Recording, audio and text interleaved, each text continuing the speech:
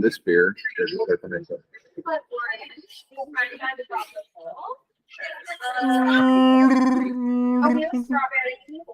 Welcome everybody. We got Jason Bitbender Brink and Neil Haran at a bar with some perfect background bar noise. So this is wonderful. Thanks for coming on tonight. Well, we wanted to come on because everybody was like, well, I think it was actually free. It was free, right? It was like, you know what? We should just sit down and have a beer and ask questions about rent. If we ask questions and have a beer, then all will be made clear. And while my own personal experience has never indicated that beer makes things clearer, I'm willing, for the sake of science and community, to give it a try. So we're here for it. Oh, there you go. Same shit. Oh, there's some work there. So before we jump right into nodes, because that's definitely what people want to attack today, I have to say I hate the name Gala Friends, and I personally think it should be Galaxians. Okay, so here's the thing. I 1000% agree. I have called it Galaxians way back in the day, like mid 2020. I was calling it Galaxians, and there were certain people who felt that was cheesy and they didn't like it, and you know, they made some PowerPoints and whatnot proposing other things, and so Galaxians was right out. I still am a big fan of Galaxians. So, you know, maybe we'll just make it happen. Who knows? If it's debatable, I think it should be debatable for sure. So I definitely watched your screen with Classy and the previous one just with Neil. I know, you know, right now the nodes are set at 2,500 with an additional discount for that first 48 hours. It's going to be specific to founder node owners and Gala Gold. And Gala Gold. Those are okay. So to be clear, those are the current working prices. Those could still change. Okay. Okay. So that's not like a when it goes live, it will go live with a set price, and that will be the price. Up until that point in time, it's discussion. Okay. Okay. And you mentioned the word dynamic pricing. Are you talking kind of like how crypto goes up and down? The pricing on the nodes are going to go up and down, and what's going to dictate that? So this is the thing that we've been talking about for a while. When it comes to when it came to founders nodes pricing, okay, we feel that could have been done better. There's room for improvement. In that it got to a point where you know, number always went up, and then you reach a point where the ecosystem, in terms of founders nodes, stops growing because, you know, other numbers go down, and therefore, you know, nobody wants to buy the things. So what would make more sense is to have a sort of pricing structure whereby when there's times of high demand, the number can trend upwards. When there's no demand, the number can over time decay and cool back down, so that it runs in a band based on what the ecosystem actually needs. Now, when you know, this is a thing we talked about for founders nodes, but we didn't have the technical ability to implement it with all of the other stuff that was going on. This is a thing that we're looking at doing for this. Okay. And you know, one of the big reasons for that is that the hypothetical limit of the number of nodes that could potentially be used within this ecosystem is infinite. It doesn't have to be something that has a set, you know, like it's only going to be 10,000 or 50,000 or whatever, because it's entirely based on the scale and size and growth of the ecosystem. And if you reach a point in time where you only have X number of licenses, for example, and the ecosystem grows beyond the point where it can be handled by that number of licenses, specifically in terms of storage, you kill the entire thing. So it needs to be able to flex and grow based on the requirements of that ecosystem. With that flexing and growing, are we going to have any kind of soft cap or milestones where we, you know, kind of like with Gala Music nodes, 25,000 hit, and then we stop the sale for now. Right. The idea being if later on, if Gala music became huge and we needed more nodes, we would then sell more. I'm disinclined to do that because I don't. Okay, so I think that one of the things that we have to do here is we have to discuss what exactly a node does. Okay, because I think that that's a thing that that people don't quite understand. They look at this and they're like, "What a node?" You know, and in fact, the number of people who've been like, "What? My Townstar node still doesn't do a thing." You know, which I get. I understand the frustration, but the thing is that understanding what a rep node does. Okay, one of the things a rep node does, not all of them. You have to look at how that works with the storage of the data. Okay, so using IPFS. Now, there are those of you who are watching this who are very familiar with IPFS. But using IPFS, you have a few different things that happen. Now, IPFS stores data. It stores tons of data, right? But that data over time has a built-in decay functionality to it. Okay, not to the data itself, but essentially, if data is not used or accessed, or it's not pinned, okay, and there's a number of pinning services essentially that pin content to IPFS, so it's always available in the content table. Without that, eventually files get taken out and what IPFS calls the garbage, right? So, you put something on IPFS, that doesn't actually mean that it's there forever. If you pin it there, it'll stay there forever. So what your individual node can do, okay, you could almost look at it, and this is a brutal oversimplification, of which I'm sure somebody's going to yell at me about, but you could almost look at your rep node as your social media NAS.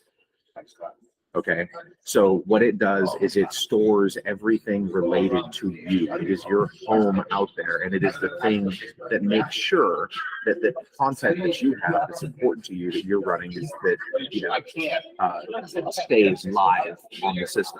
Right. And so, in that sense, like, why should only 25,000 people ever have the ability to have that happen? Okay, that's fair. That's fair. So let's say just our free users that are going to come on. When they're onboarded, is it just going to be randomly whose node they get tossed onto? No, I don't think it would be that. I mean, okay, for starters, it's not like you're going to be on one node. Okay, you're going to be in the ecosystem, right? And what that ecosystem does is it distributes those files around based on the requirements of those files, where they're being called from, where they're being accessed from. And IPFS does a pretty good job of finding efficiencies in that and making sure that distribution is acceptable. So, like, your files would be stored probably wherever, likely whatever has the lowest latency initially to you at your point of upload. So it's more so and that then would distribute from there. It's more so that my node is like my node. That's where I can kind of castle-wise, but other people's will be kind of spread throughout the entire ecosystem, multiple things on different things. Okay, that makes sense. With that said, lots of storage. Currently, I think the minimum specs for like just standard founder node stuff is like 60 gigabytes, which really seems pretty low in today's, how much data a simple computer comes with. So we were talking about Twitter earlier. How much data was Twitter using a few years ago? I think like 2 petabytes or something like that. I think it's like Twitter a few years ago, if I remember correctly, was storing on average several petabytes of data. Okay, and that's in 140 character tweets and 512 pixel wide images. Now we have like 4K data and things like that. The data consumption in today's space is insane. But is Twitter's data bloated because of how they utilize our data? I think Neil, you had spoken about how we own our own data. It's not going to be utilized, selling to third parties, and that I believe you had said that Twitter and Facebook one of the reasons their data is a little higher is because of how they utilize all that. Or am I So mishearing that? it's more about the analytics. It's more about the server, like using like the server usage, not so much the. I mean, I'm sure they're putting all kinds of different data in separate buckets and all kinds of ways to classify you. So there's probably data growth there. But what Jason's referring to is just the base case of how much data is generated just by using generated content. Okay. I'm assuming that's gonna or can change as we go on with the nodes, but of course everybody what they want to know is what is the number that they would have to essentially have on like either VPS or obviously like my home computer I'd have no concerns, right? Like I have tons of data on my or tons of storage space, but everybody's going to be wanting to know on the VPS what's going to be kind of the minimum initially. Oh, I don't think that there's really a good answer to that question. What I would say, just so people have a number that they can hold in their head, is that your storage requirements will be equal to that of the founders nodes until they need to be more. Okay. And if they need to be more, then an incentivization structure will be put in place to better reward those nodes that are providing more storage. Yeah, and I believe in the vision paper we even talked about nodes. I don't know if it was like being rewarded or incentivized. And basically my question to that was, what did that mean? Does that just mean as we increase the storage on the nodes and, more storage is needed, those nodes would get a bigger distribution, I guess, of rep? Yeah, there's a few different ways that you can look at that, but incentivization structures to provide things like processing power, if that's the thing that's needed, or storage if that's the thing that's needed. Those are pretty well understood, and some pretty cool little seesaw algorithms that manage how distribution happens and things like that. So that's definitely a thing that we can dig into. Yeah, and I'm sorry, Neil, about all the nodes and stuff, but this is what everybody's going to hear tonight. I there's so many other things I could talk about or ask about with what rep is going to do. I definitely am seeing like the big picture. I'm super excited about it. So we're super excited about it, and that's why there's a lot more exciting things to definitely talk about. But absolutely, yeah. Here we are. It's like it's amazing computer that does amazing things. Let's talk about the hard drive, guys. We're just going to talk about the hard drive. It's a really good hard drive. Yeah. So I know we said the token is going to go live when the nodes go live, and is that going to be like in the 90-day time frame? Like once we actually get that V1 going? May I? Yeah. So the way that I would like to do this is I would like to be hyper conservative with the release of things and how this works. One of the really nice things about what Neil has done and all of the amazing work that they've done is they have something that is live and works. Right. Okay, now what we're doing is we're in the process of bringing it over, changing the way that it works to a certain extent, making it work with our ecosystem, making it so that data is cached on nodes as opposed to just on IPFS, just like randomly. But I don't want to say, because expectation and attachment is the mother of pain. I don't want to say that a token will launch at a certain point in time when there are any number of things that would get in the way of that. And the last thing that anyone wants is a token that launches poorly or in a non-compliant fashion that fucks everything up. So while the vision is for these things to go live at the same time, what you may end up having is a situation where there are test distributions of a non-token token just to make sure that the ecosystem works. Non-token token, like Beers is an equivalent there, right? That isn't necessarily what's going to happen. That isn't currently the plan, but I can certainly see an argument being made that that is the more intelligent way to do things, and therefore that might be the thing that we end up doing. Sort of situation. Now, I looked through the vision paper. There's tons of syncs, which I'm actually super excited about. I loved how many syncs were listed there. One of them was reps being used to purchase rep nodes. Is that going to be in the future once everything's released? Is it going to change to where the nodes could only be purchased with rep, or will it always stay, Gala, USD, ETH, and then add rep onto that? Or have you even really thought that far ahead? I would like. I mean, we've thought way beyond that in many ways, but as with any sort of situation, you have these amazing trees of branching causality that can go in many different directions. I would think that the ideal way to do this in the long term is to have them purchasable with rep as the primary means of doing this. Having them, if they become NFTs, which I believe that they should at some point in time, to have those NFTs be tradable on the secondary markets primarily in rep. This is the way to me, and at the core of all of this, you have Gala powering the ecosystem. That's what I see here. I've always thought that, I know that we're not here to talk necessarily about Gala, but I've always thought that Gala as a payment token was a total freaking waste. It can do that. Yes, of course it can. You can do that with anything, chocolate chips or cookies or whatever the hell. You have some sneaky utility you want to talk about?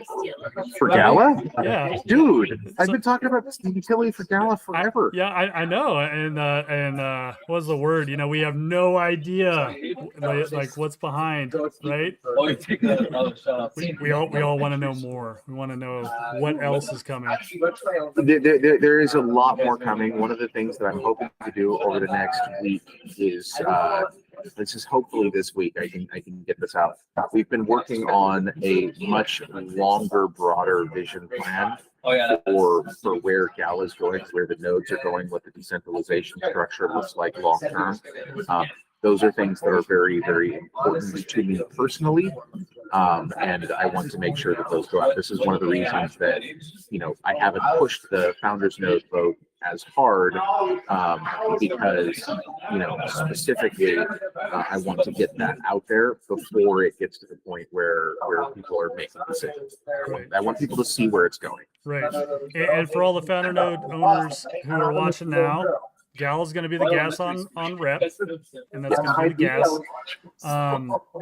Is there any chance that this changes in the future, where all of a sudden we say actually we're going to use rep as a token, or we firm Gala? So we're going to use triples.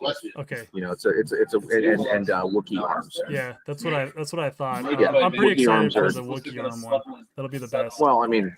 Yeah, the nice thing is you're loaded, right? You've got two armfuls. To the moon. There you go.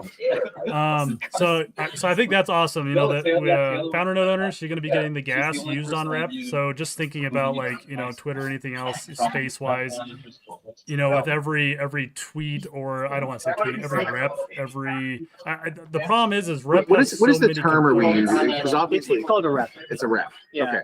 A rep. You know what? The term rep is being used in many different definitions, and that's good.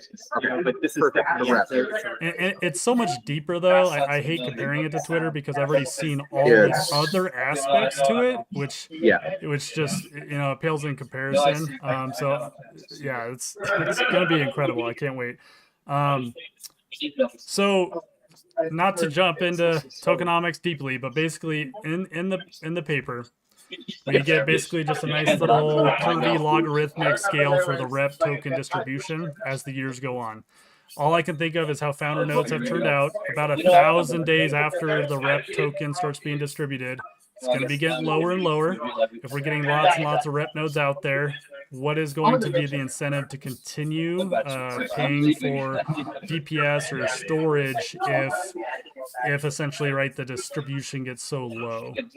Well, okay, so that's obviously a fantastic question, but it's also one of those questions that you have to look at sort of from a fundamentally economic standpoint that goes beyond just run node get token. Okay. And this is something that we said from the get-go with the founders nodes. Not that anyone's ever listened. I am aware that very few people, kind of get this point. I know people run nodes because they want to get the reward for doing so. I get it. But the reward is more than just the token. So that curve that you see, okay, 1,000 days out, yeah, starts to get pretty grim if nothing else happens. If nobody uses rep, if nothing takes off, if it's a total failure to launch, if everything sucks and we just have a little group of angry people there collecting their rep and being salty about the fact that, they didn't take over social media. Yeah, you're right. That would suck. That would happen. I'm not sure how to solve for the problem. What we do is we build something amazing. Okay. We build rep out at its fullest level. I wish we could talk about LA. I really do. Dude, we can't talk about it though. Like we can't. Like we could talk a little. We could talk a little bit about it. We could talk a little bit about it. I mean, but here's the thing. It's like, so with my node, can I? Because I know we talked about kind of advertisement stuff. So if somebody wanted to advertise on my rep node, could I accept rep token for I don't know how else to call it, but like a boosted rep? They wouldn't have to advertise on your node. I mean, so okay. Let me try to put this in a better format. Hold on 1 second. Because I've seen some of the. Yeah, go ahead and drink. Because another talk, I know we talked about widget marketplace. We talked about marketplace in general. Talking about rep and rep itself, earning like revenue. Essentially, are we going to be looking at like, rep is going to take about a 50% like revenue cut of like ads and marketplace sales, or I'm not sure exactly what the distribution there would be yet. That's kind of a deeper business case thing, and the number one way to get yourself in trouble with this. And I keep trying to explain this to people, and nobody understands. The number one way to fuck yourself up is by making absolutely definitive statements about exactly how things are going to function before they're actually working and tested. I hope if there's everybody who should be watching is involved in the Gala ecosystem at this moment, so they should be quite aware how things change, adjust, and have to adjust. And they have to, guys. Well, here's a great example of this. 3 years ago, I went to a dinner in New York City. It was at some really nice sushi place. Ended up sitting next to Michelle. She was cool. If you're watching this, hey Michelle. But I ended up having dinner with the guy who put together the Star Atlas economy. And everyone was very, very, very proud of the Star Atlas economy. Okay. Now keep in mind, this was over 2 years ago. Okay. There was no game. There was a little tiny tech demo. Now there's a slightly better tech demo. The project has been idled. Okay. This dude released a 45-page freaking economics paper on exactly how this entire imaginary economy is going to work, which has absolutely not worked because it doesn't exist yet. So, there really isn't any point in going into that sort of stuff and speculating, because it's just simply not there yet. It's not done yet. You might laugh at me, but do you know which game has had actually a pretty successful economy? You got to think way back. We're talking beginning metaverse timeframes. Beginning metaverse fairly successful. I was gonna say Second Life. Second Life. I'm actually a fan. I mean, one of the most successful. Pretty successful, right? And what did you have? You had just typical users playing for fun, and a smaller subsegment, doing some kind of like revenue model that they basically created themselves. But yeah, no, well, I mean, I was actually on a panel last year in Korea with Philip Rosedale. We still ping each other back and forth. He's a super, super, super smart guy. And he has some very, very incisive views on blockchains, which I think are fun. I would love to go into with him more at some point. But so let's his Star Atlas equals vaporware. Thank you, Subspace. Subspace said it. It wasn't me. So I really appreciate their art. They've done some pretty cool art. Yeah, they also spent a lot of money. So They spent a lot. I've read the articles. It is. I mean, when you're passing GTA 5 by a lot, it's impressive. It's impressive. I have heard though GTA 6 has put out a ton of money already. I'm getting super sidetracked. Yeah. Easy question. Rep nodes, are they going to be managed on the node dashboard? I don't know why they wouldn't be. I mean, they'll probably have a secondary dashboard. The community asked the question. Yeah, just good double check, I suppose. Like that's just an access point. Like where do you go into it? I mean, I think that you could probably definitely manage them at least partially from the node dashboard. For something that is much more specific to rep, you would probably want to access it through its own thing. If there's a bunch of customizable functionality stuff, kind of like MySpace that you mentioned. Yeah, sure. We were talking about something. What were we talking about? We need to like go back before. Where I totally Second Life, Star Atlas. Before that, you had asked a question and I went on a tangent. This is what happens, by the way, guys, when we have. I can answer the question. Yeah. I'm pretty sure you couldn't answer it. You said. Well, Neil was going to tell us who you guys were working with, and then blocked him. Oh no, that's the. Oh yeah. No, we're still blocked on that one. I wish we could talk about that because that's more. The main point I was trying to get at is that the 1,000 days that you were talking about. I mean, I didn't get into this to not grow this thing super big. Like the whole point is to have really good user experience. To change the game. There's no reason why user experience wasn't supposed to be good in the first place. Like you look at all these crypto dApps and you're like, oh well, nobody else has done it. Well, there's a fundamental shift in kind of thinking that you have to have in order to get the good user experience. But the user experience, once it's there, like it changes the game. And so I want to show that. So if I have my own node that I've pinned stuff to, and my node goes down, is that data still going to stay there, kind of pinned on the network, or the way IPFS works, for a period of time. The way IPFS works is that data is retained across the network, and then once your node comes back up and renews the pins, then no problem. So IPFS, the way it works is that the files are all stored in like little tiny chunks, and there's redundancy. So it's erasure encoded shards. Love it. I mean, they have a Super Mario mushroom burger. I hope it's a huge portobello mushroom. It's crispy portobello. Shiitake, fresh herb, ricotta, spinach, cherry tomatoes, red onion, basil, and secret sauce. So I know, Neil, you had said decentralization was built into the rep node. I guess for me, I don't get what that means per se. So decentralization, like rep is decentralized. So rep is working on top of. Okay, so kind of let's dial back into kind of what Web 2 is and Web 3 is.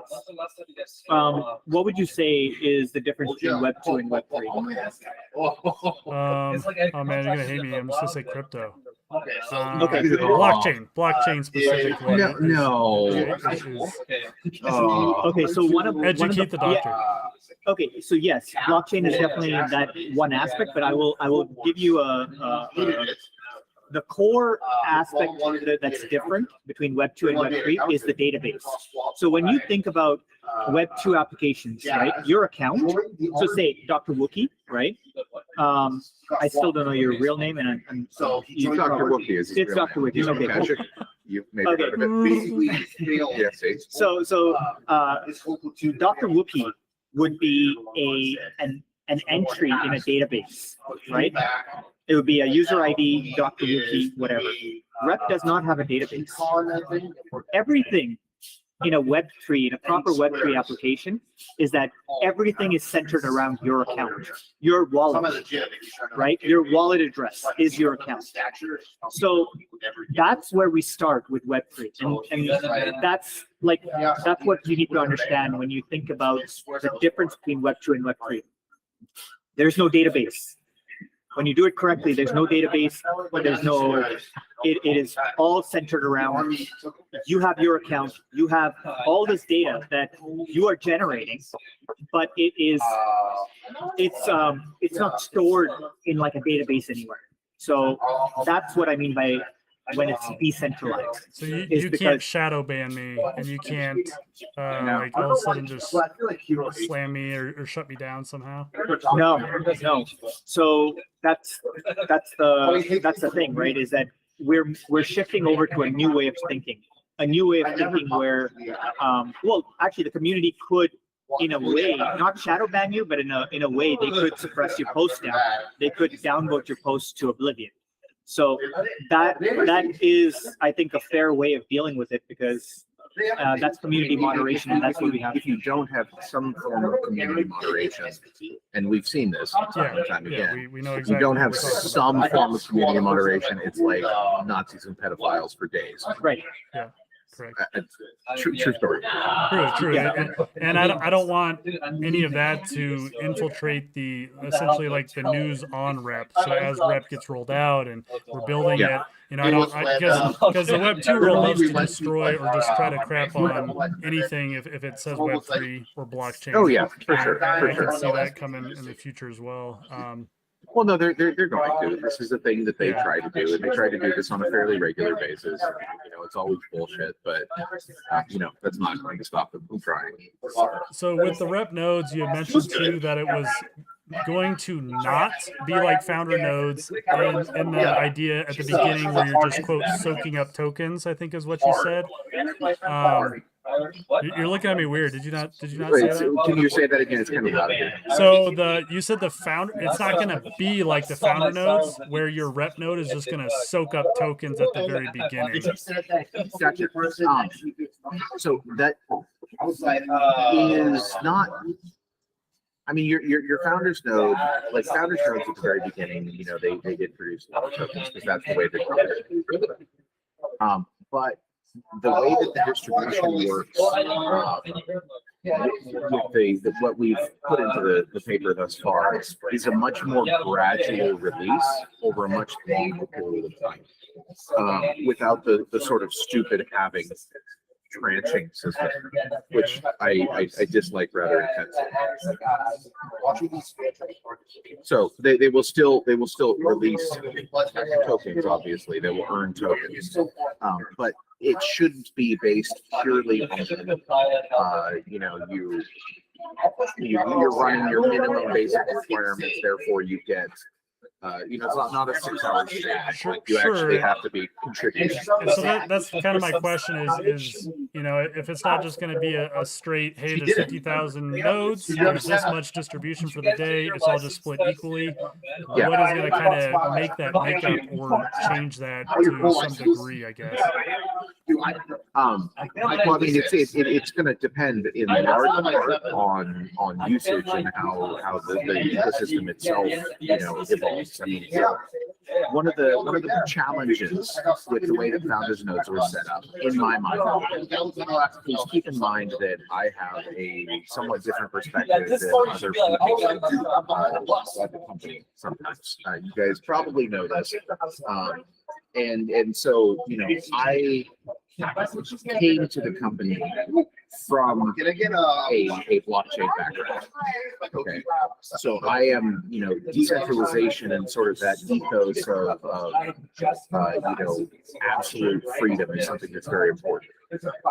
And so, with that sort of trajectory in thinking, one of the problems that I've always seen with the way that the founders nodes function is the way that, you know, the sort of the allocation and the distribution happened at the beginning.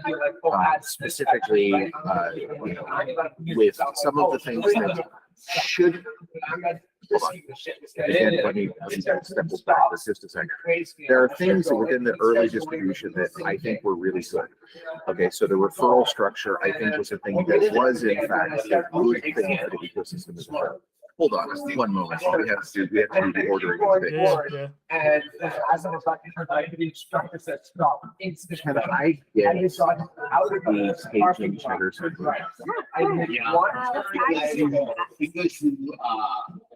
Can I do? No. Because what's your feature soup? Wherever feature soup Featured is. soup, I believe it's a potato soup. Potato soup. Feels a little heavy. Yeah, Dr. Wookiee says no. Dr. Wookiee says no to potato soup. I'll do a salad. Unless you can do cottage cheese or something. I love cottage cheese. We don't have cottage Salad it is. cheese. Do you want to do green salad or Caesar salad? Green salad. Green salad? Anything else? Would you like something else? I'll take the Compound chicken? Sure. There you go. Chicken. So guys, this is really important. This is really important for me. This is normal to fail most of the time. Okay. Yes. Anything else I can get you there? Yes. Want another of those? So And I'll take another one of these too by the time we get there. Thank you so much. Yes. Okay, sorry about that. And you're drinking beer out of a straw. You heathens. So anyway, the thing that I was trying to get to is that I think that the referral structure was good for the ecosystem at the beginning, but the way that it was implemented for the ecosystem was not. Okay. Because it incentivized negative behavior and disincentivized positive behavior in the way that nodes were operated. So some of what we're talking about with the way that the distribution could potentially work with Grab builds some of these features back in, okay? Reduces the way that things were originally set up with a decent chunk of it going to Gala. There should be something that goes to Rep, because Rep has to build, Rep has to, that's a fair thing. But I don't think it should be exactly the same way, and I think that some of those viral incentives should be built in. There should be something that goes to Rep operators, node operators, but there should also be something that goes to the most active posts, the most active posters, the people who bring the most people into the ecosystem. The ones that fuel the virality that makes Rep grow. Those are the things that I think that we need to handle. So it's not just, plug in node, run node, get Rep. There should be more to the distribution. It should be a very broadly, action-based distribution structure. So I've seen the percent breakdowns, like of the distribution of rep in general. With things like that, of where maybe you're rewarding, viral posts or upvoted posts. Is that going to come from like the marketing distribution, the percent of rep, versus coming out of like the node 40% of rep? Probably it would be split out of somewhere there. It wouldn't be from the node portion of things. It would be split up, according to some sort of algorithm where, it's coming from a few different places. So if there's that person who they buy a rep node, all they do is provide storage, is that node going to earn less than my node, or is from the node distribution it going to be the same? I would say that. Okay. So let me rephrase the question. Would your node? Well, no. Would you, as an individual, okay, who is an active creator, who is running a node, potentially earn more rep than somebody who is simply only running a node? Yes, absolutely. You should. Well, 100%. I would, because I'd be doing other things and Precisely. and being a creator or whatnot. But would that be just on top of just that like little base story? Because the other thing is too, like I don't know if with that node you are doing any customization to where any content creator would want to be on your node, or if it's still pretty personalized. It's not just that. Oh my God. I don't know if you guys ever had the opportunity. I don't think this was ever publicly released, which is a bummer. Maybe someday it will be. The original spec for how the potential music node ecosystem can work. I talked about it a bit in Discord. Okay. But one part of this that's super important, okay, is it does not, it is the amount of rep that you would earn is not just a function of how much storage you're providing. Okay. It's not just a function of the amount of data that is stored on your node. It is a function of the amount of data, how much you're providing, and the utilization of that data. Okay. If you are, for example, if you have a node and your node is based in, outer Mongolia somewhere, okay, where there are very, very few users who will be accessing that data. Okay, and very, I mean, it may be a good repository of data, and if you're running like a giga node of data on, that just backs up everything, that's great. That may be a good move for you. Okay, but then on the other hand, if you're running a node and it is a light, agile node in the center of Los Angeles, and there are thousands and thousands and thousands and thousands of people hitting that node constantly, calling data, retrieving data, making posts, feeding data into that node, then that's an entirely separate situation. Like, one of the problems with the Founders Node distribution is that it was a very flat distribution. It's like you meet the minimum requirements to get on the card files. Yeah. And that's kind of bullshit, because it's not good for the ecosystem. This is why at the very beginning you would have people running $5 Vulture VPS.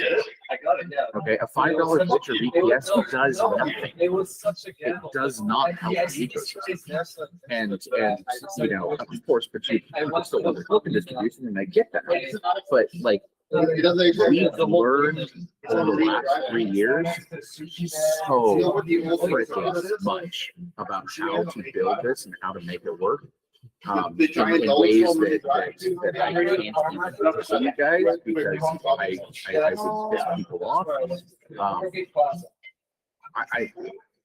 Yeah, we've learned a lot, and this iteration is going to be orders of magnitude more badass than anything you guys have seen. Yeah. Thank you so much. I mean, people will continue to do, whatever the minimum spec is. So until And that's fine. There will always for be some of someone who does the minimum spec. There will always be that person, but you don't want to incentivize that person. And you like, okay, everybody who is on a Friday night, okay, staying up on the East Coast right now, it's almost midnight, and there are people who are watching your stream. Okay. These are people who are not just doing the minimum Did requirement. somebody They're spit in interested in Neil's something. beer? Did somebody spit in No, his beer? What I think they put sugar in it. Oh, they push. Just 1 second. I gotta just check it. Oh, okay. I think maybe I can. Neil is like super keto, and his drink has sugar in it. So that's a. I mean, it touched his lips and things changed. I had to know. Yeah, I asked them to put stevia, and they put sugar in it. Yeah, dude, if you do that, I don't think I'll ever get. I think they put sugar in it. So basically, You sweet stevia? Yeah. I told them. Okay, thank you. Yeah. And I don't know what I tasted. It was like sugar crystals. sugar, or maybe it was stevia. Anyway, my point is that there are people who are watching this right now who are going far beyond the minimum requirements for engagement with the ecosystem. You know, exactly. The Zorro Gala. The Zorro Gala is like, Jesus Christ. At some point in time, if this ever, you know, goes crazy and I ever end up with like Steve Jobs money, I am going to build a statue of the Zorro Gala with his hoodie and his glasses, and it will be in the middle. Like he is an absolute icon. There are people like this, and like yourself, and like all of the people who are hanging out in Gala Gold right now. Okay, you guys are doing more. you're doing more. You are absolutely engaging at a deeper level than somebody who's running a node on a maybe crappy VPS, and that should be recognized. And I want to build a distribution that does that. So with the rep nodes, is it actually going to matter then geolocation of where they're set up? Or It is that not does going to be automatically. It's not a question of whether it should matter or not. It automatically matters. You know, like if I was in the middle of, you know, like if I'm sitting on a boat on the Zambezi somewhere trying to connect to you, it's not going to work very well in all likelihood. Yeah. Okay, because there's just too much latency. I mean, anyone who plays games online knows what that's like. I mean, and I apologize to all the South African Spider Tanks players because you guys don't have a good server there. Yeah. You know how much that sucks. So latency and your node connectivity and all of that, these things matter. And you know, if you're in an area of high demand, and this is the thing that I think is really cool. Okay, I'm gonna just kind of riff on this for a second. One of the things that I think is coolest about this is that if you're in an area that does not have high demand, you have the ability to become the person that generates that demand. Okay, you want to have an active node, get out there and get people on rep. Go to local businesses, show them how to set things up. Get local hands on it, show people how to use the widgets, build the real estate market using your, you know, show people what widgets are available in the reps. I mean, think of all of the amazing growth that Facebook experienced that was not at all due to anything that Facebook did, but was due to their users trying to find a way to onboard people more effectively so that they could run their business more effectively. Now, unfortunately, Facebook went ahead and kind of became sort of the evil empire, which you know, It's on TikTok. exactly, you know, and you and your folk from Kashik, you know, you understand what it's like to live in an evil empire. Exactly, we don't want that. Sad Wookiee noises. Nobody wants that. So what is the incentive of me running multiple nodes? Like I get, you know, like one node and how I could use it and you know, do all this work and everything. What would be the incentive for me to have like 6 nodes or 5? Yeah. So if it was me, this is what I would do. Okay, I have a lot of people who do look at my content. Okay, if I post things, they, you know, people will engage. So what I would do is I would run a node in the United States somewhere. Okay, I would run a node in Korea somewhere. I would run a node in the Philippines. Okay, and I would use this to back up all of my data so that now I, as an individual, am geographically distributed. Okay, so again, think of it as almost like your NAS, right? Your network attached storage, right? All of my social content is out there for all of the people who want to engage in it. Now, in a system, in an ecosystem, what will naturally happen is the most efficient interactions will be the ones that become incentivized by that ecosystem, just through nature. Okay, nature. What was the phrase? Basically, TLDR is that the efficiency is going to be the thing that, you know, that reigns in the path of least resistance. But I also want to do it. I do want to add about treasure hunts as well. We're doing treasure hunts in, For sure. Let's talk about treasure hunts. massively over like hundreds of cities. Yeah, we literally have launch of this has treasure hunts in 100 cities minimum. So it is going to have an impact on the locations of the nodes as well. I mean, like what I'm saying is it's going to be globally spread apart. It should be, and it should be globally spread apart. You know, but the thing is like if I am a creator and I want people to engage with my content, it behooves me to make sure that my content is easily accessible to them. You know, and so I think of this from a corporate perspective. Okay, now you look at this, okay, as an individual. I look at it as an individual. I don't, like, honestly, who the fuck am I? I don't really matter all that much, right? But what if I'm IBM? Okay, if I'm IBM, okay, and I want to make sure that my content gets out there, I'm going to spin up 10, 15, 20 nodes all around the world just to make sure that that content is there and live anytime anyone wants to have access to it. Okay, if I'm any sort of big business, if I'm Lululemon, if I'm, pick a thing, right? What if you're nobody? What if you're nobody, you don't do then you content just- creation? You really want to be involved in rep, and be a Sure, part of of the course. success. What are course, you you should be. doing then with your node?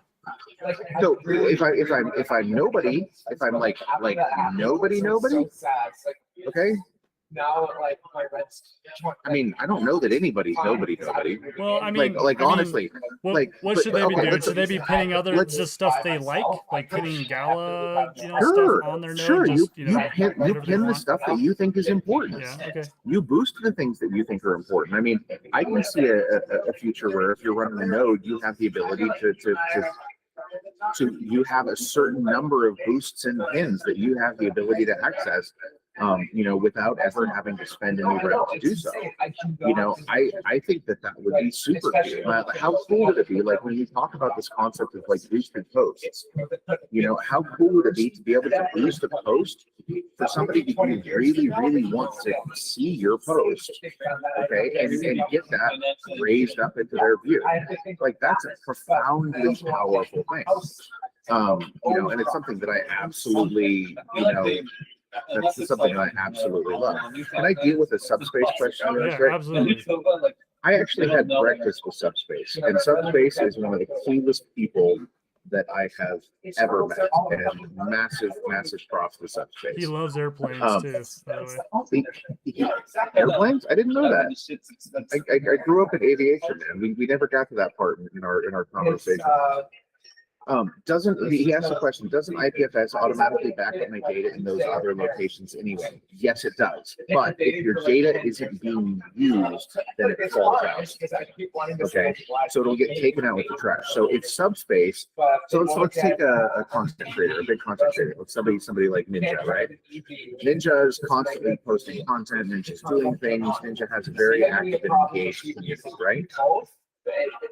If I go and I like Ninja's post, okay, that tells the network this is an important post. Okay, this is a culturally relevant, important post, and so it sort of floats to the surface, right? That post gets backed up all over the place, okay, because it is now an important post, and thousands of people have liked it, right? And again, the network is always looking for efficiencies. So the network will seek out and find these efficiencies. Okay, this is the thing people want. It needs to be available if people want it, right? Now, on the other hand, if you don't have a post that's important, right? Like if I, go back and I look at one of my tweets from, 2014 that was an automatically generated tweet that was a post from a subreddit about cool historical artifacts, right? I think it's cool. Nobody else gives a shit, right? There's no reason that should ever stick around forever, right? Right. And so it should fall out of the bottom of the network, just like rain through a sifter, right? It should fall out and not be seen again because it's not relevant. Nobody ever wants to look at it. Unless I want to maintain it. If I want to maintain it, then I run a node and then it stays forever. Right. Okay. Is the one click okay, so I know we talked about when new users make a rep account, they're gonna get the Gala chain wallet right away. Once they're in there, is it going to be immediately tied to that user ID? And I know Neil, you kind of mentioned it, like it's basically going to be a one click and you don't even see the wallet. So it's going to be like backgrounded, right? Because nobody needs to know what your wallet is. But then you can literally just click it and then click somewhere else and boom. It's going to be that easy. It's going to be that easy. Exactly. Yeah, when you talk about that, I mean, the friction, right? That's all we've talked about a lot, and everything Neil says is like no friction. I mean, it just sounds so smooth, No friction. like smooth as butter. And this is how it functions right now. This is how it functions right now, except it's with Mir, and we're going to be doing it with Gala. So it's already proven. I know that just because it's crypto, just because you are centering everything around your wallet, does not mean that it needs to have friction. Yeah. So I want to, and I wish you could see next time. Okay, hold on. Add this to my shopping list. Somebody should DM me that I can get this. I need to get another monitor so I can split my monitor so that whoever I'm doing this with can actually see this conversation as well. Subspace has a great question, and this is a fundamental Gala chain question. I still don't understand who pays for gas. If every single post in rep requires gas, that sounds like a lot of friction for initial use. I want to talk about gas on Gala chain. Okay. The entire function of gas, okay, at its core, okay, there's essentially two functions with gas source. The first function is that gas rewards people who are participating in the ecosystem. Okay, this is confirming transactions, right? That's the thing that most people think of. The second function of gas is that it prevents people from griefing the chain. Okay, so you want to have gas, because if you don't have gas, then you end up with wax, right? You end up with wax, which is just kind of a dumpster fire of people throwing random. It's a mess. We don't want that. So the key, though, is that what you want to do is you don't want to have there be any friction for a normal user, okay? So if you take, let's say, hypothetically speaking, oh my goodness, that's amazing. Thank you so much. I'm going to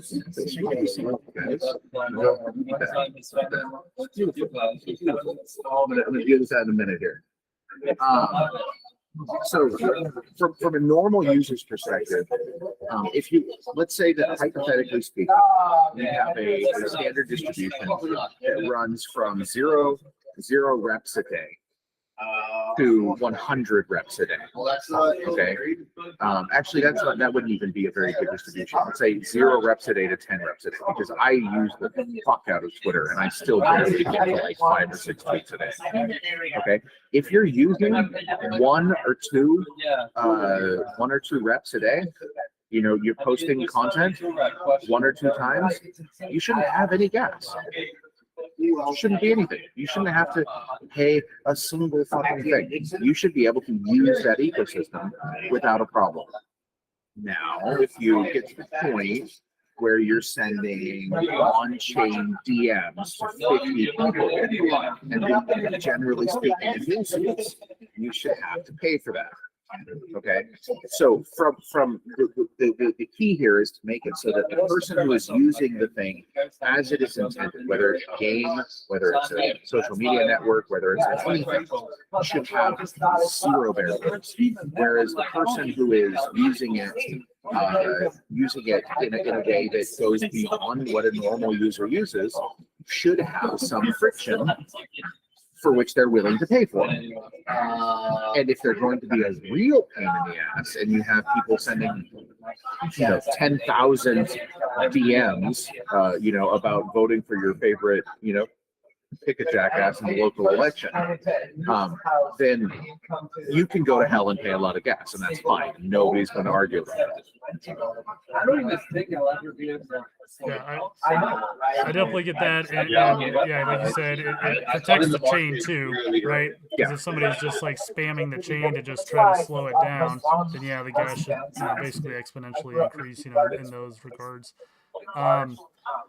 A lot of people have asked about how revenue is going to kind of function with Rep in the way of like how's Rep going to be making like their revenue. I mean, I'm assuming if Rep's sponsoring different like treasure chest hunts or things like that. I know Neil, you had mentioned that I think with Classy talking about look at this form of advertising, right? And it's true, right? I open this, I get like a free NFT or something, and I'm like, oh, I want to go check out this game, right? That I just got this item for. So I'm assuming like revenue will come like in that form to some degree or from companies. On the road. Do you have to own a rep node to create your own treasure hunt? I wouldn't think so. No, but you have to go through like a certain level of KYC. Yeah. So basically, like if you're going to be putting together a treasure hunt, like this is the thing that Neil and I have talked about extensively. You know, you can't have like random people creating a treasure hunt that's like, you know, come here for free candy. That's weird, right? So stuff like that just doesn't exist at all in the ecosystem. So if you, and this is actually, man, should I tell them about this? So you own that. Of course you should. I own one that's. Go for it. Hold on. Let me go ahead and Yeah, maybe I let me need to make a ask this. sip. See if I should tell And then them. my sister owns the one in Toronto. And I have no idea what you're going to say. So Okay, great, it's good. Yeah. So, here's the deal. We, as at Gala, okay, I hate the idea of KYC. Okay, Yeah. I find it to be a high friction bullshit process that's based on centralized legacy systems, and I hate it. I thought it was a dumb idea, but now. That said, I recognize that in our world, in certain situations, it is required. But I don't want to be the one to do it. Yeah. Okay. So what I find very interesting about this is that Neil and I have discussed at great length the concept of KYC. And we have discussed this, and I have introduced Neil to some of our partners in the space and his other partners in the space. One of the nice things about working in this industry is that you kind of get to know everybody. So we know and have certain certain partners who would be very good fits. What I think is a remarkably compelling use case is having, and this is done via three separate providers that provide something along these lines. One of them, I believe, is Analysis, and the other is Argos, both of which we have partnered with. And what these organizations do is they perform KYC. Okay, so it's separate from us. It's not a thing that we have to handle. But you could have a rep profile that is KYC with these types of organizations, not necessarily these ones, okay, but with these types of organizations. So, you know, you have Jason Bitbender Brink rep profile.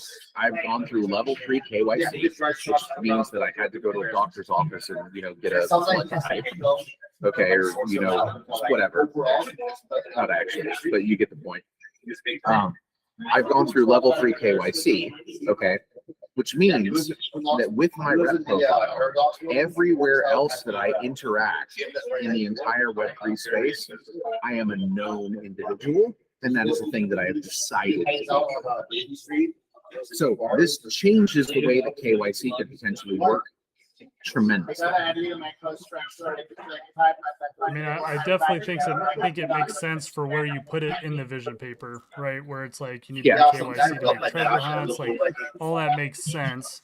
You know, with certain things like that, if it's just kind of getting not out of control, but like too much, is there going to be at least like a, hey, if you want to make a treasure hunt, you got to, you know, utilize X amount of rep, or Gala for the gas or anything? That is built in already.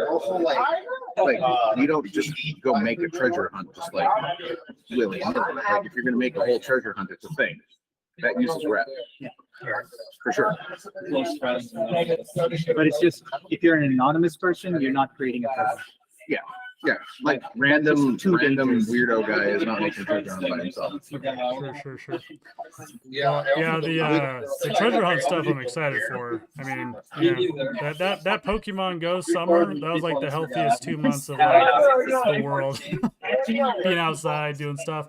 I do like that, you know, the joystick option is in there, especially, you know, depending where things are, if you feel unsafe or whatnot, that's fine.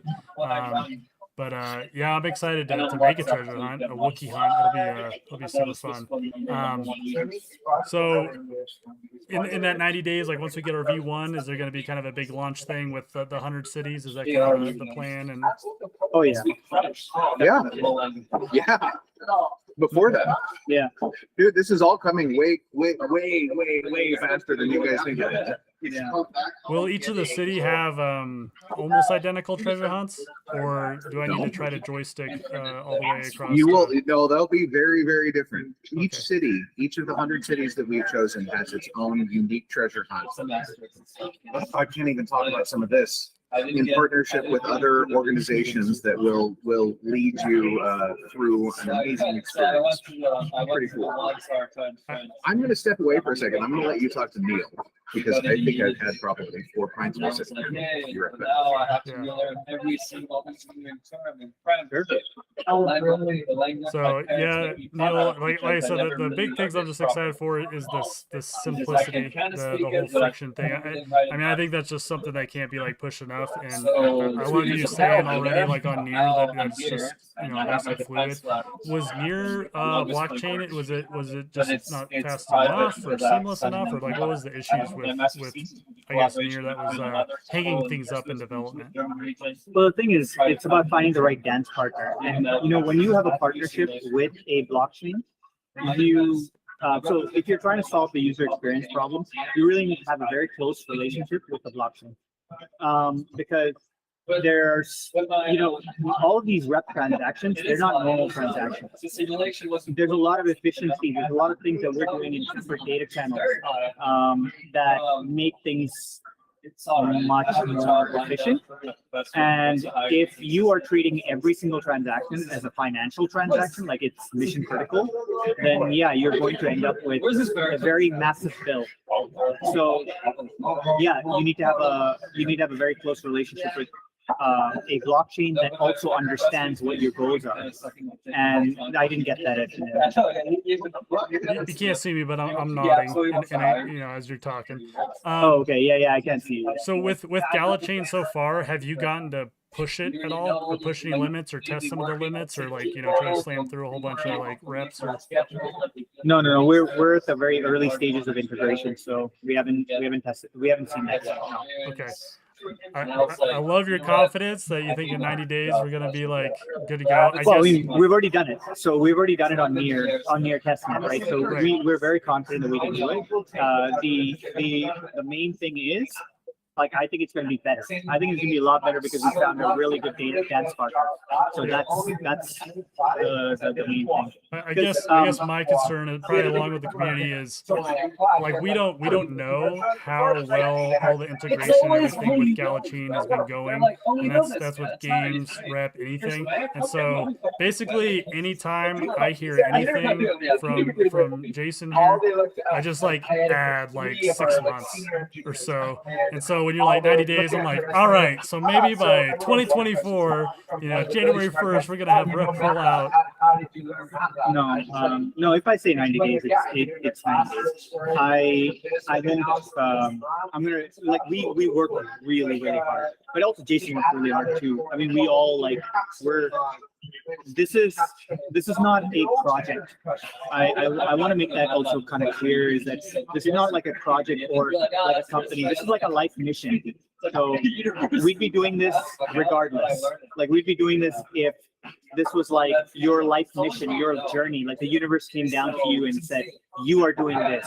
That's what I believe that my contribution to this universe is building this. I mean, I'm very spiritual. I believe that this is my journey. So I'm going to be doing this regardless. So yeah, of course, I'm super excited about it. Yeah, that's amazing. And the way you've been talking, it sounds like it's pretty polished, kind of like a Champions Arena.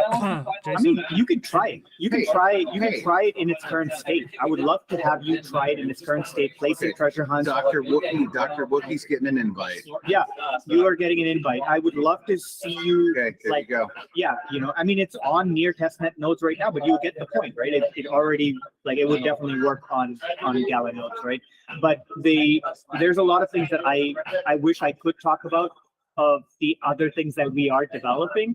But I mean, like I've sent these guys videos of really cool stuff that they're doing, not just P2P stuff. No, so can I dig in a little bit on what Dr. Wookiee was saying a second ago? I feel like I gotta stand up for myself just a tiny bit. And now that I've gone to the restroom, I'm good for at least another hour if you want to keep going. So we can make this an epic thing if you guys want. So for a really long time, we have been getting to the point where we can get other people to build on Gala. Okay. You are right. There has been a hopefully massive amount of friction to get to this point. Okay. But you also have to remember that what we're building is entirely different than what anyone else has built into the space before. Okay, from a blockchain perspective. Okay. When you look at most blockchain projects out there, okay, I would say that 80% of them or better are EVMs. Okay. Now, what that means, again, you might have to adjust your headset just a little bit, but you're not coming through as good as you were earlier. Is that better? The table next to us is getting louder. So basically, this is a slightly hot take, okay? But the important thing here is that most of the other projects out there are EVM, okay? Which means that they're just copies and pastes of Ethereum. Okay, nobody else has done anything that is as innovative and profoundly, industry changing as what we have created. So yes, it's taken us a little bit of time, but it's also time that I think has been very, very well spent. And now we're at the point where other people are going to be able to start building what they're just doing, and that changes everything. So when people first joined the Gala ecosystem in like 2020, there was like Town Star, and now we're getting ready to fucking steamroll the entire goddamn industry. And so, and I want to kind of add just a little bit.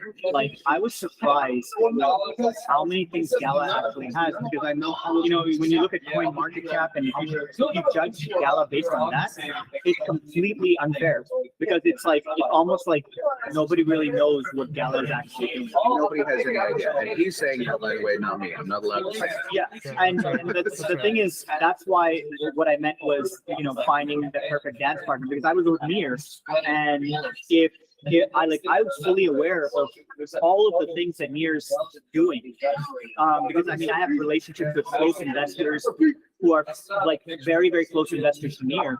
So I know, and Mir is a fairly popular blockchain, and you'd be surprised. I actually think that Gala is way, way ahead of Mir. So it's kind of strange. It's like I'm glad that I had that relationship with Eric, 15 years ago, and I had maintained that. It's like, but it's almost like if I didn't have that relationship, I would have no idea. You'd have no idea. Because, and that's the thing, and this is the big struggle, is like, how do we really give people this understanding of the scale? Because this is all guys, it's ridiculously industry changing, and I'm so proud to be a part of it. And it always bothers me when I go into Discord and it's like the same, 95% of people being awesome and cool, 3% of people being like really over the top happy and wonderful, which is great, and then 2% of the people being like, everything sucks. It's just exhausting. I really like how we've been, or I feel like Gala's really been focusing on the web too, and how we bring those people in. And I think Rep is such a beautiful start and beginning to this, which is why I'm so excited for it. But buy a Rep node, guys. And so don't forget to use my link. So I really am. I'm super excited for rep and for the rollout, and I'm so excited that it's almost like it is ready, and it just has to be put into Gala chain. That's how close we are. I want to be clear, this is not a sponsored stream in any way, shape, or form. Gala did not pay me to say any of this. So yet. If you ever want to send me $240,000, not only will I stream away for you, I will be your personal doctor. Okay, I'll come on up to Vancouver, take care of your girls, family. Neil, if you need something, he can load me out. Okay. I appreciate that, but we don't do that. Oh, okay. For reasons previously discussed. Well, the worst that can happen is be told no, right? Shoot for the stars. How about this? I'll buy you a beer. Oh, okay. As long as you put a straw in it, a little umbrella. Maybe someday you'll trim up a little bit. It'll be easier for you. Yeah. With the treasure chest, we can go ahead and put like passwords on them, right? To be opened. I mean, they have passwords right now. Actually, that's what makes the treasure chest a treasure chest is it has a password on it. If it doesn't have a treasure password, it looks like a pin. Okay. And it can almost be like a scavenger hunt where it leads you to another chest and another chest and another chest and then to like the almost big, obviously. Obviously. Yeah, I'm pretty stoked. It's gonna be super cool. I'm so excited about this. Like I'm really excited about this. Dan, I'm sorry you can't hear anything on the AMA due to the background noise. It is the people are getting a little bit loud, so maybe we should probably wrap this up. But yeah, that's fair. And then you can actually finish your food and eat and stuff. Dude, it's such a good sandwich. It's an amazingly good sandwich. Yeah. Well, I'll definitely I'll try to make like a recap video too. I'll summary this, and I've already watched Classy Crypto. I watched your guys' interview, so I got lots of notes. I just gotta slap it all together for the community to have a nice kind of succinct all the points. But there's a lot you can't tell us either, so I can't wait to hear who else is going to be kind of rolling out with us. And there's so much, guys. It's crazy. It's the sort of crap that if I told you about it, you wouldn't believe me anyway. So I don't believe it. Yeah, I have know guesses. it's true. I don't know how much of it's Web 2, but I have guesses that there's other Web 3 folks that are going to be joining us along with things. But these are all guesses. Just guesses. Appreciate you guys coming on, taking the time. Sorry everybody for the little background noise. We knew it was going to happen, but I was able to catch pretty much all of it. So. Next time I'll have better microphones. These I did not have the correct cables this time, and that was my fault. My bad. Yeah, if you had the right microphones, then you could of course do the directionality, and it would have been improved. But it's all good. I really do appreciate it. Really excited. Thanks for taking the time to come on. Thank you. And then we'll see how soon you guys put these up for sale. I need to probably put some money into Coinbase because unfortunately that's my on ramp right now. So I know. Well, awesome. I appreciate you. And all right. Stay warm, Wookiees. We'll do this again.